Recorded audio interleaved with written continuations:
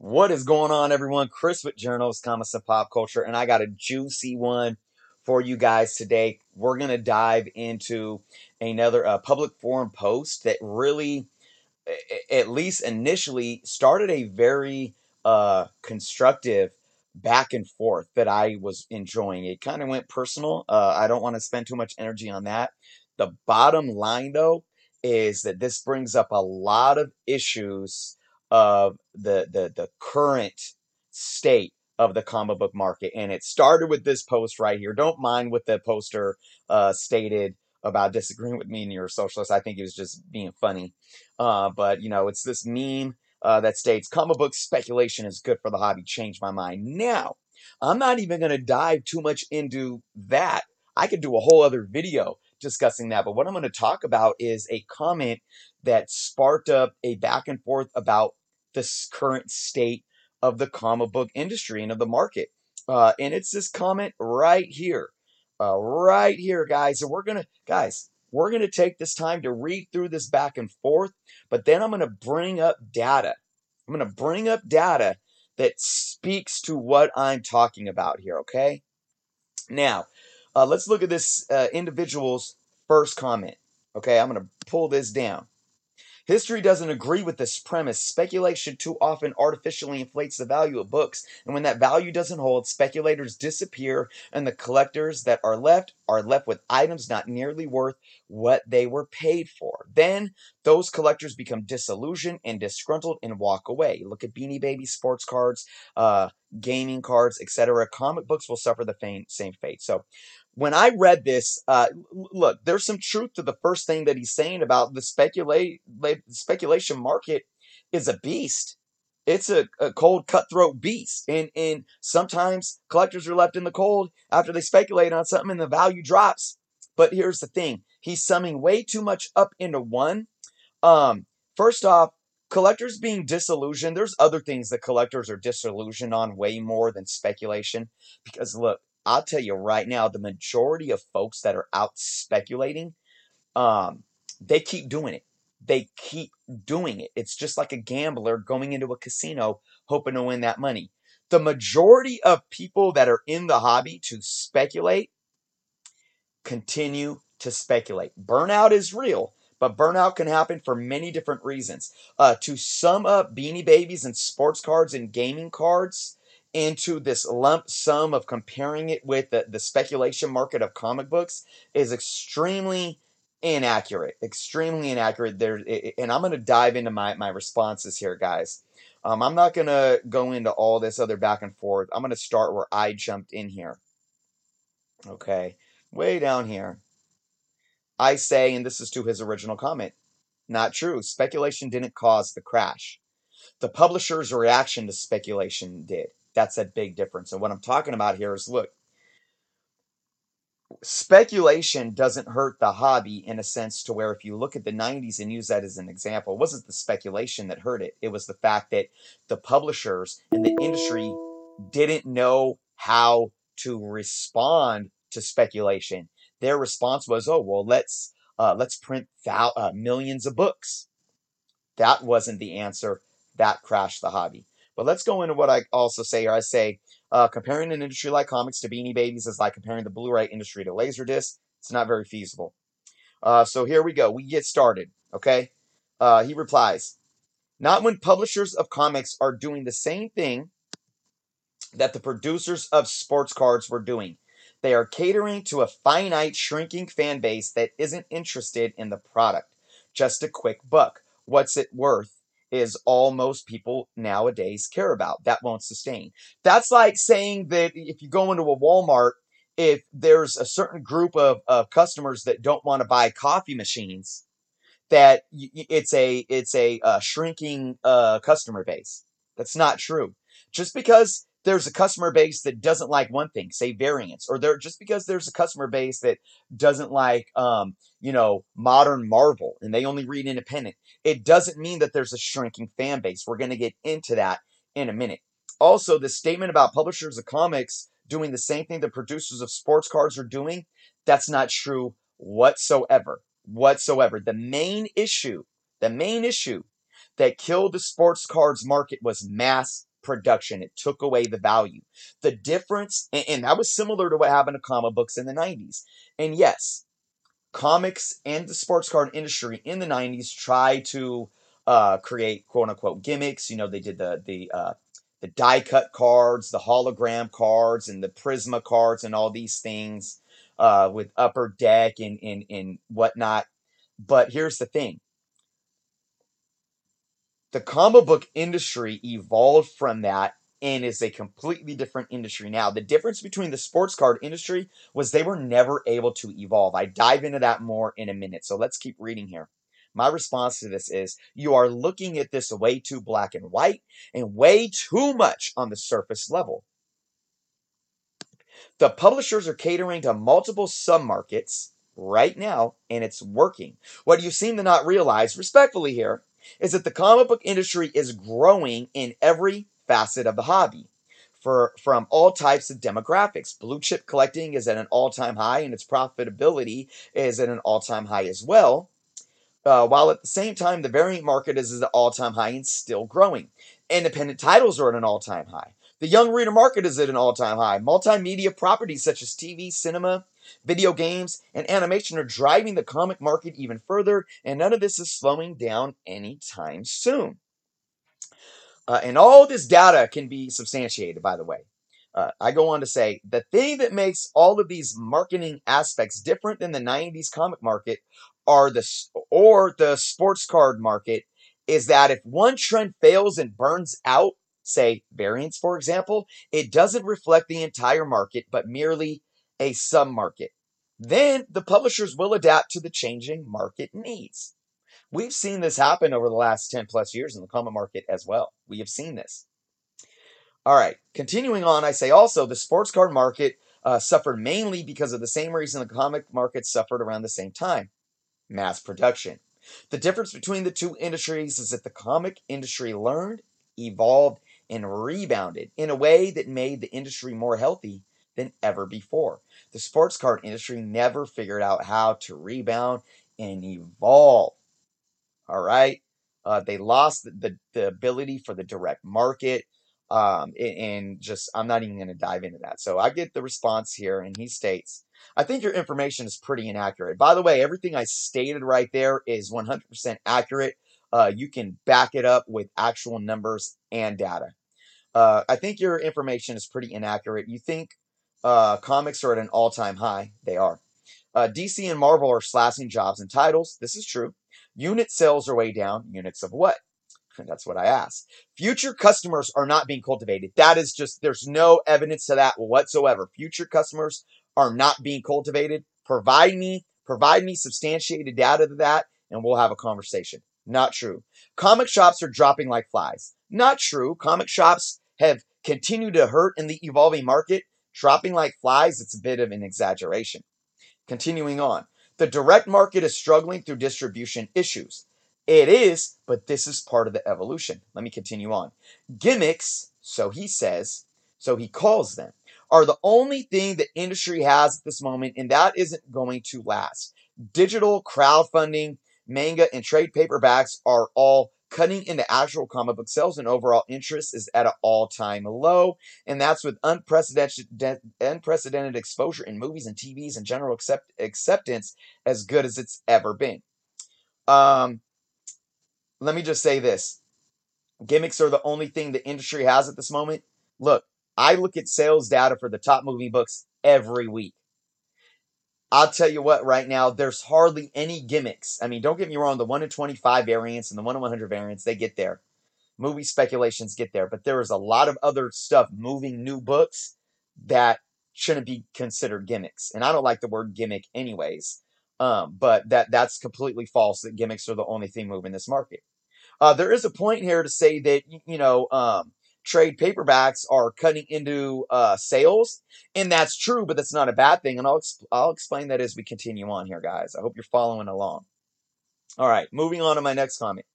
You are mistaking an evolving market for a dying one. Let me repeat that again, guys.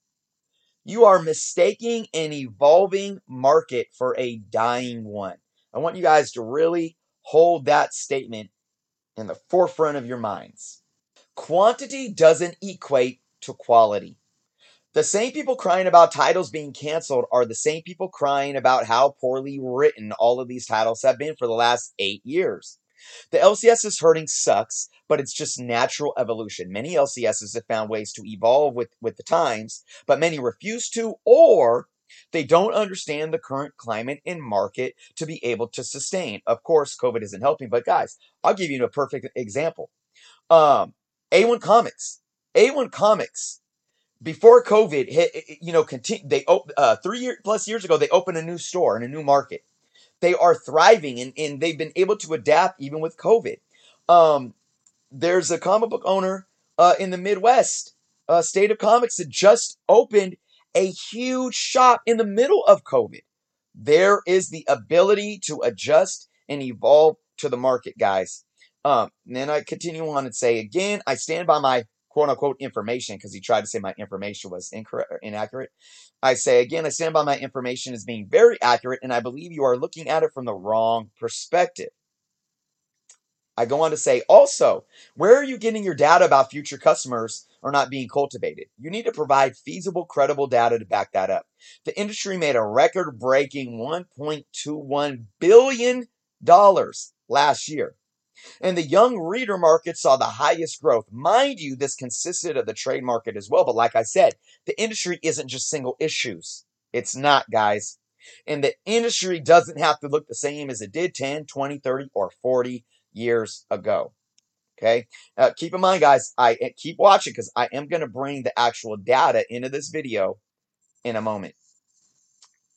Andy replies by saying, the market isn't evolving, though. Yes, it is. The first variant comic came out in 1986, and they've been doing variations of gimmicks and stunts since then, all while unit sales, an example, the customer base has been shrinking. Invalid argument. And fewer titles does not equal better content. No, it doesn't, but that's the reason why they're doing it. There's evidence to back that up as well. Continuing on. It could, but it actually doesn't. Nobody said it equated to that, but you can't, it's kind of gaslighting here. I don't pick apart what I was trying to say. I never said that equated to that, but it's kind of like, he's basically pointing the finger back at me, trying to use my words against me because I said that quantity doesn't equate to quality. I never said that quality equates to low quantity either. So you see where he's kind of like talking circles around me? No. Mainstream creators are largely fleeing to crowdfunding because the big companies don't pay well in most cases, and that is because they aren't selling well. This is kind of, look, he's getting into a whole other thing here. The point that I would focus on is that he's saying that big companies aren't selling well.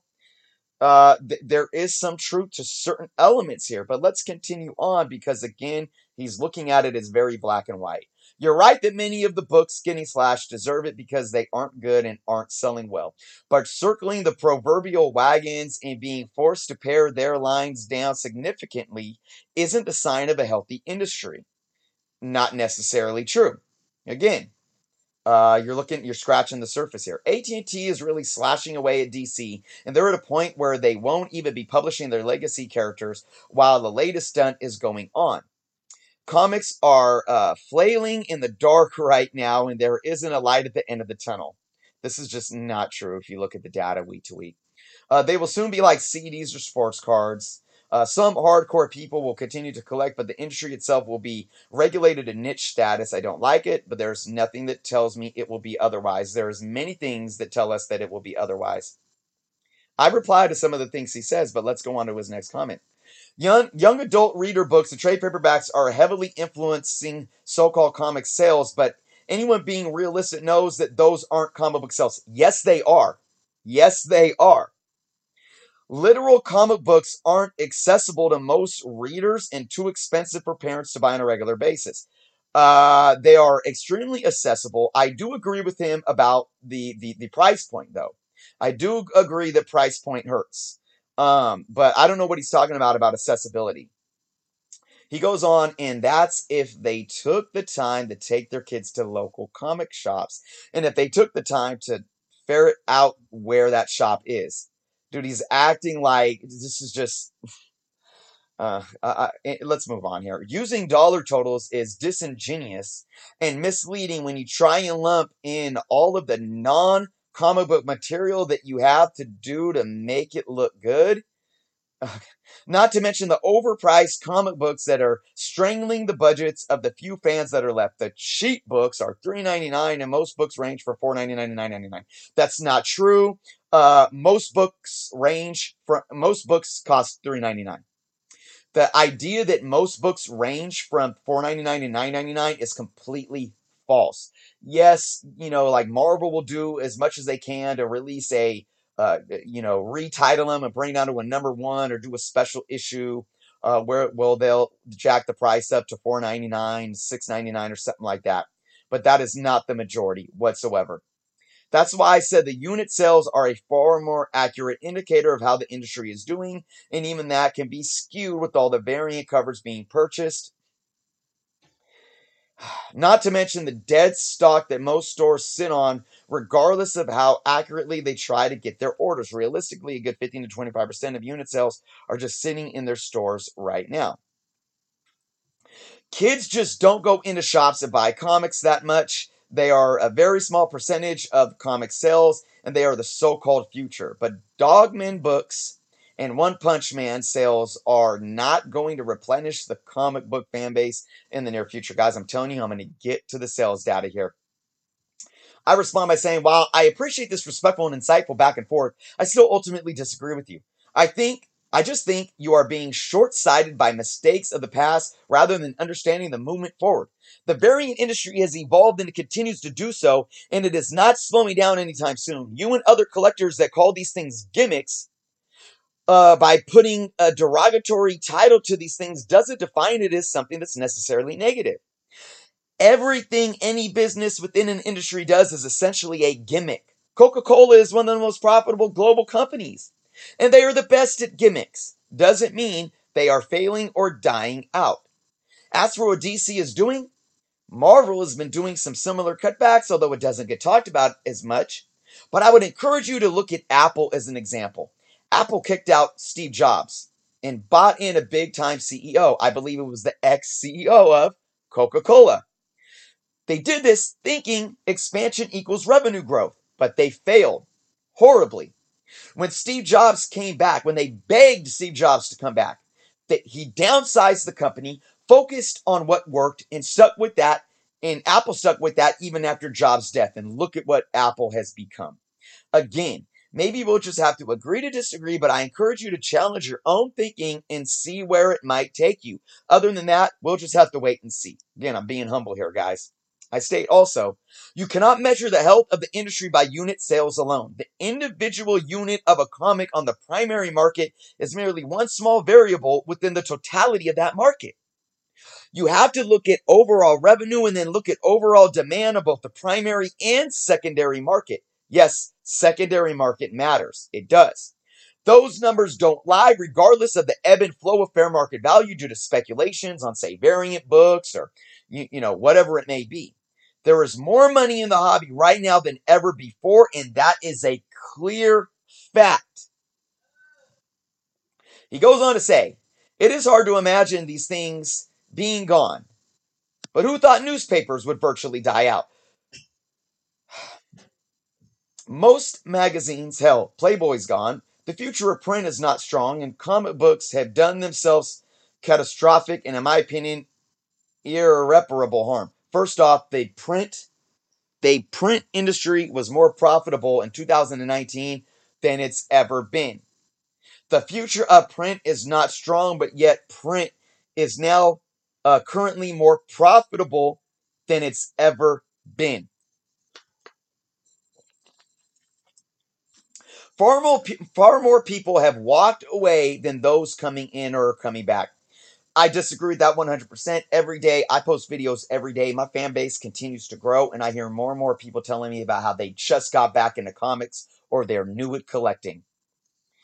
He goes on to say, I don't go back to the beginning, but I do go back quite a ways. I've been watching the industry for a long time and see the trend that has long followed. The gimmicks they are using to mask poor sales aren't sustainable.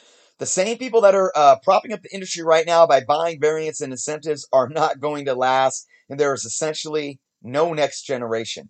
The comic book companies, Joe Quesada, for example, have specifically said that comics are not being made for 10-year-olds. They have been focusing their efforts on adults who still love the hobby, but those are becoming scarcer and scarcer. More of them have tired and long since walked away from the latest chromium cover or depth of so-and-so or 26 variants to the same issue. Those of us who are left are the completists and compulsives who purchase out of habit and fear. In a country of 350 million, there are what 100,000 comic book collectors. That's completely just they're false. This data cannot be substantiated. He's just making a claim, putting a question mark on it. He is asking the question, but there's nothing to substantiate um, that number of collectors and what collectors are left. He goes on to say, guys, I think unit sales are the most accurate view. Money in the industry is misleading in multiple ways. First, the value of the dollar is less than it's ever been. Secondly, market sales don't help. Secondary market sales don't help the industry. Yes, they do. The company producing the books don't see any of that secondary money. That's true, but secondary market sales still help the industry. Third, I think you're using an awfully generous definition of the comic book industry. No, I'm not. I'm using the definition that is indeed the comic book industry. Pops and manga and young adult and toys don't really count toward the comic book industry, in my opinion. I never brought up toys. The whole industry is being propped up by collectors selling to other collectors when it should be focused on getting normies and kids interested in buying. They are. But, like I said, even if there was a much better marketing strategy applied, the content is unsuitable to most. This is just, there's no feasible fact behind this. Here's my reply. Your idea of print is merely evolution. I already addressed that. The print industry is evolving and is making more money than ever before. You sure do bring up a lot of points, but where's your quantifiable data to back up your claims? Like, quote, most people have walked away than those coming in or coming back, and your quote, comics are not being made for 10-year-olds. Again, a quantifiable fact? Your young reader market saw the highest growth in 2019. I think I've repeated myself on this point 3 times now. Are you purposefully ignoring this? Honest question. I am going to hypothesize that the bulk of your argument is merely biased to your own personal way of collecting. Funny thing, I think we sound like similar style collectors, but maybe the difference is I don't get bent over the industry evolving in a way that differs from my style of collecting. Again, please substantiate your claims. We're going to start getting into some numbers here, guys, I promise. So I thank you all for staying with me here because the juice of the matter is yet to come here. He replies, well, I did address young reader sales, which I think are counting stuff like Dogman and trade paperbacks to libraries, which doesn't really count toward the actual comic book market. Just like movies, it illustrates how comic book companies should be focusing on young readers and families, though. But they don't, and they are, though. It's a sub-market. But they don't, and there aren't any plans to. Oh my God. This is why Marvel made the licensing agreement with IDW. And has IDW publishing the Marvel action young reader books right now. Come on. Young readers, I'd say under 16 years old, are not buying comics, in my opinion. I don't think this guy has kids, for one. Those scholastic and kids' books that are likely the numbers being used don't count toward comic book industry health. Oh my God, yes they do. I go on to state here, the secondary market absolutely helps the industry. Even though that money is a transaction separate from the money going directly into the publishers, it validates the health of the hobby on a very large level. And the sales on the secondary market keep collectors in the hobby itself. The value of the dollar is not that much of an indicator, especially when you look at inflation. If you look at the data of Diamond's top selling 300 books month to month over the last 25 years, the average monthly sales in quantity are equaling the amount of sales. Going as far back as the mid 90s, digital, and here's where he picked apart my words. Digital sales have increased exponentially over the last 10 years. Okay, so he ended up picking apart this, and I'm going to make it clear right here. When you look at the initial sales of the first few years of digital sales, they did increase. They did increase at an extremely high level. And then over the last few years, they've kind of had an average. They've averaged out and they've been basically consistent without growth. But if you look at where they come since their first few years in existence, that market has grown and it's been stable. Okay, so I want to make that clear because this guy tried to pick apart my words. I don't want you guys doing that too. So I had to clarify that, guys. But let's go on. Trade paperback sales have doubled over the last 10 years. That's a fact. Monthly sales for Diamond's releases have been at an all-time high since the dip in the mid-90s. And like I said, take inflation into consideration, it doesn't make much of a dent. At the end of the 1990s, going into 2000, new releases brought in 190 million. In today's money, that would be roughly under 300 million. Single issues have been averaging over 300 million every year for the last 8 years. The comic book industry is healthy. I continue on to say, and you nor I dictate what defines the comic book industry. The industry is indeed all of these things. Go to your LCS and you'll see trades, manga, even toys, even though I never brought up anything about toys. Everything I am saying is quantifiable, factual data. I stand firm in my point. Now, here's the funny thing. He shared a link here, which basically confirms what I'm saying. It doesn't go against what I'm saying. He says that as from 2019, juvenile trades and manga account for 70% of the market. So he's basically contradicting himself, saying that kids and young readers aren't getting into this hobby in any kind of form. Yes, they are. Look at this. Look at this growth. 72% of the market growth. That proves his point invalid, and it proves my point valid. Thank you for validating my claim. Young readers are getting into the hobby. Maybe they're not buying as many single issues as we did as kids in the 70s, 80s, and 90s, but they are getting into the hobby and they are reading. They are not just collecting, but they are reading. Oh my gosh. Oh my gosh. I mean, do I even want to read this comment of his? Oh yeah, I do, because he made, check this out. It's likely, and that's likely gone up since then. Comic books are not in a healthy place, especially when you consider the pre-COVID, there were about 2,000 comic shops, and that's basically the only way to get comic books. Now, I don't know if this number is accurate, 2,000. I don't know about that. I mean, I probably have 100 in the Northern California Bay Area and Sacramento area alone. So I don't even know where he's getting that number from. I don't know if it's accurate or not. How many shops after COVID do you suppose are left now?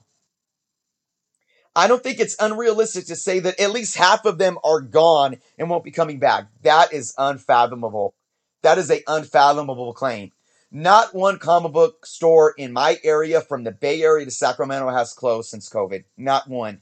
He's trying to say that half of the comic book stores in the country have closed down because of COVID. That is unbelievable and laughable.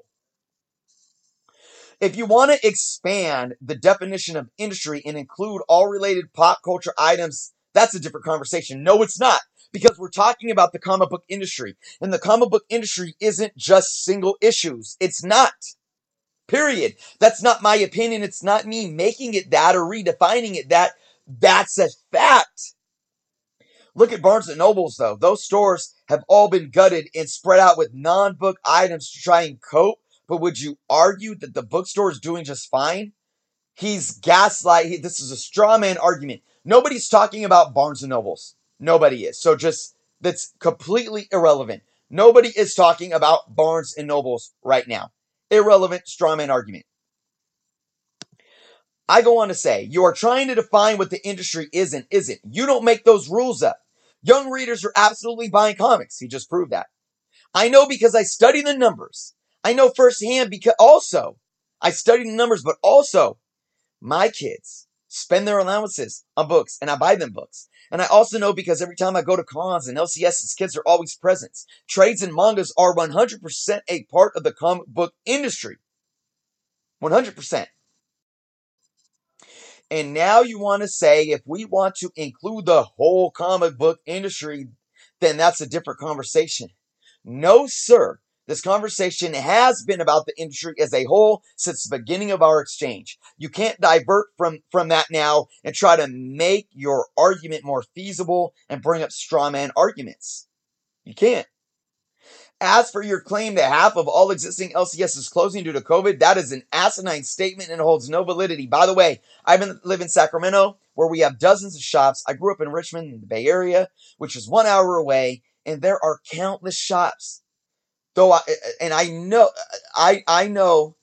what was I trying to say here? I know of a few, though I know of a few shops that have closed due to COVID, not one from the Sac to the Bay area has closed whatsoever. These are the illusions. Here they are. People don't read comics anymore, guys. That's an illusion, period. Kids don't collect comics. That's an illusion. Everything is a gimmick. That is an illusion, guys. Gimmick is a dirty word that people just love to use.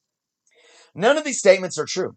Prove them true with quantifiable data, and I will humbly admit my wrongs. But you nor anyone else can.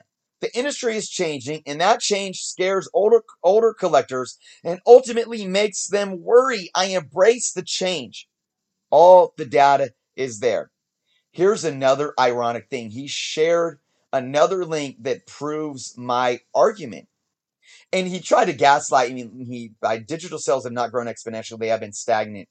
They haven't been stagnant for the past 7+ years. They saw growth in 2011, 12, 13, and I believe 14 without looking at the numbers right at the top of my head. We're going to bring those up. But then they flatlined, but they kept the threshold. They've stayed healthy.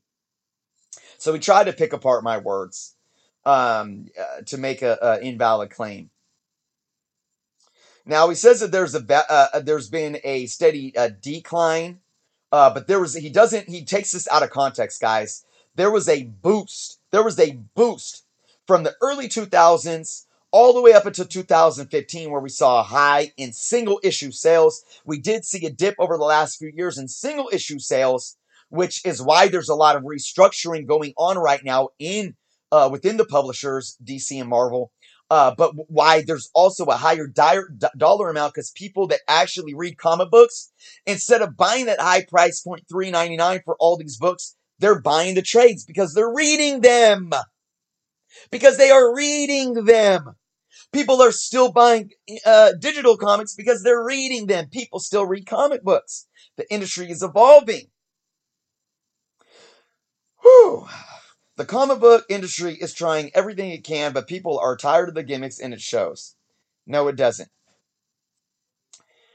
25 million in 2011 to 100 million in 2018, stagnant? I don't think so. That's my reply to the digital market, guys. And I further say, and again, you keep going back to units. It's not that black and white. And while you call out and take out of context the steady decline from 2016 to 19, you do not state the growth from that entire 10 years. But again, you can't just focus on units. I think I'm done here. And this is where I try to say, look, I say, you have your points and views. I have mine. I appreciate the fact that we kept this back and forth respectful. But ultimately, I don't agree with you. And you don't change, and you're not going to change my mind. The data you did provide merely speaks to the fact that you aren't looking at the bigger picture. Okay, look, I think I'm going to stop here, guys, because he continues to gaslight me. And,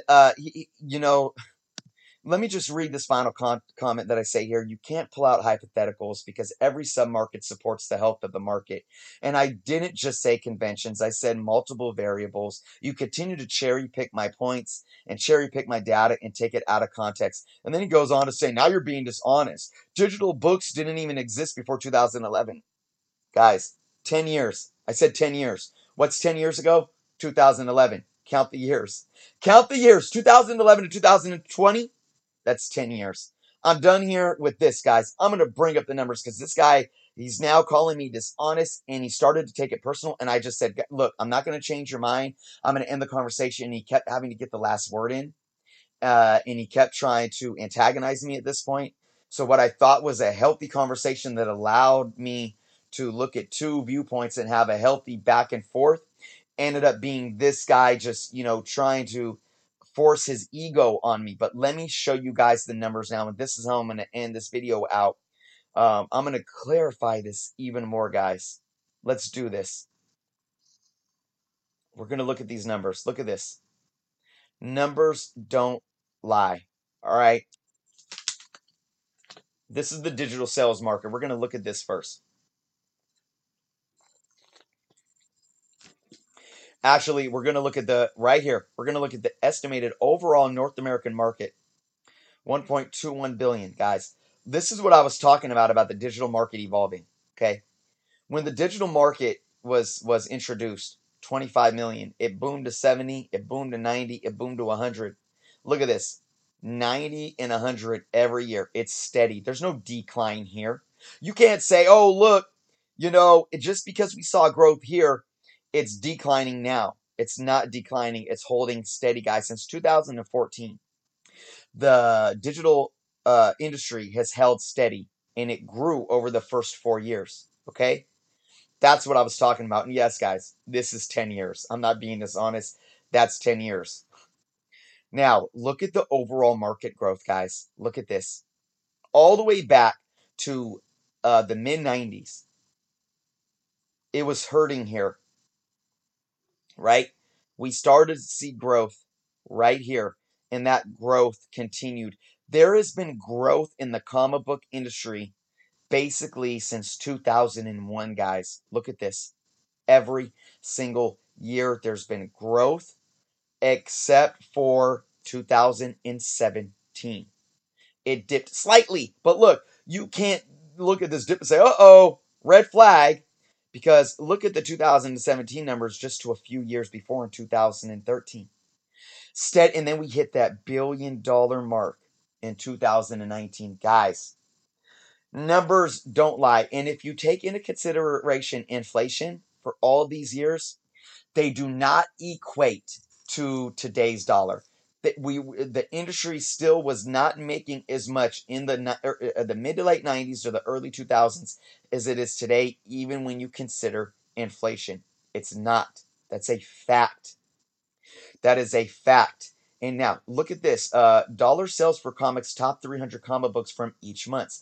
This is new releases from Diamond straight to from the publishers to the LCS stores. Look at these numbers, guys. Okay, it was hurting. It continued to dip into the early 2000s, and then we saw steady increases. A dip here and there, but still higher than the early 2000s. But when we got into the 2010s, it started to increase and increase and increase and increase. Then we saw a slight dip in 2017, but then an increase again. They don't have the comp numbers here, but the total estimate is right on track with 361. There is no red flag here that says, even with the primary market, even with this is single issues, guys. This is single issues. Okay, it's not dying out to where there is a red flag. Okay? This is for single issues, guys. This is for trades included. This is print. This is print, which includes trade paperbacks. And it's been healthy every year with, 2017 taking a little dip, for the most part. Unit sales for Diamond's top 300 from each month. This is units. So this is where he's talking about units, guys. And where he says dollar amount can be misleading. Let's look at units. Look at this. You started seeing the dip. We know what was going on in the mid 90s in the crash that continued into the early 2000s, but look at this steady increase. Once you hit 2005, 2004, actually from right here, look, you got it from 2001.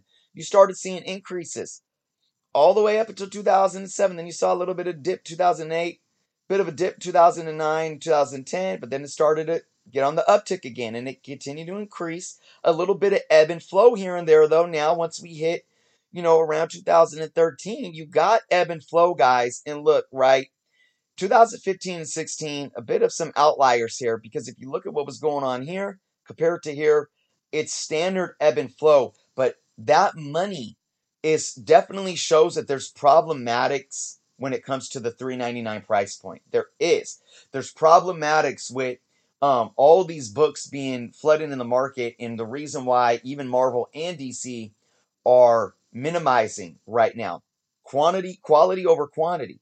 So this number can mean we're pulling out of buying so many digital new single issues, and we're taking our money and putting it into trade paperbacks. That doesn't mean that the health of the industry is flailing. It means that it's evolving, guys. The numbers don't lie, guys.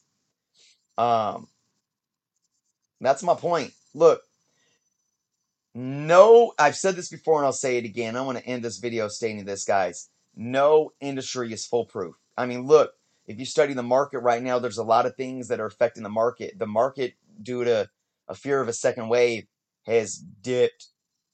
S&P 500, the NASDAQ, they're freaking hurting right now. Okay, all your top companies, are hurting right now. They're going to rebound, ebb and flow. All right, again, what is going on in the comic book industry right now is signs of the times. It is evolving.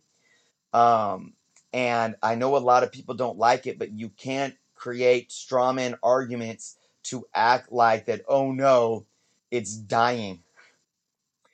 People aren't collecting anymore. People aren't reading anymore. Young readers aren't getting into it. That's just not true. And this idea that the secondary market isn't attached at the hip to the primary market is not true either. The health of the secondary market will continue to prove that people continue to be interested in comic books.